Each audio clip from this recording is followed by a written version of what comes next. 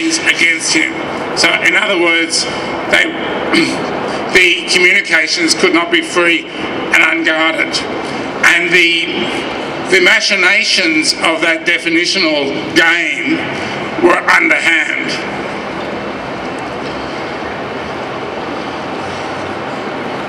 Now, I'd ask you to remember that this is happening in the context of a presidency by Barack Obama, who is also the Commander-in-Chief of the military forces.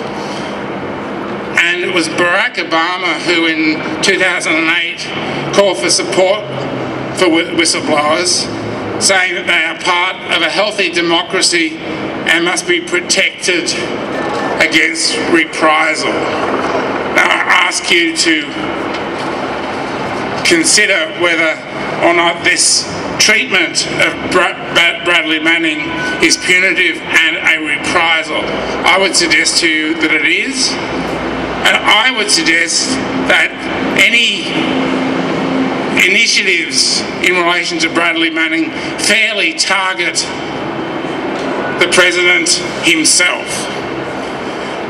Most recently, two eminent US law professors, Bruce Ackerman and Yochai Benkler from Harvard and Yale law schools, the two most prestigious Ivy League law schools in the United States, plus 250 other eminent lawyers, supported the assessment of the treatment of Bradley Manning as being unlawful and that it may constitute torture.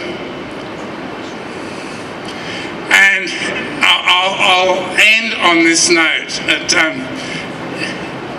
They acknowledge, and I thank them for it, that in an Orwellian twist, the spokesperson for the Brig Commander refused to explain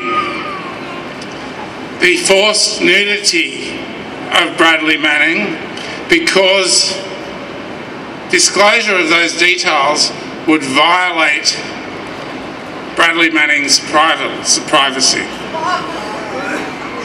Now, I say to you, and I implore you to say to Barack Obama, end the torture and justice for Bradley Manning.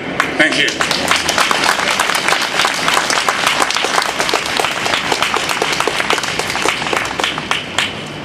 Thank you very much, Tony.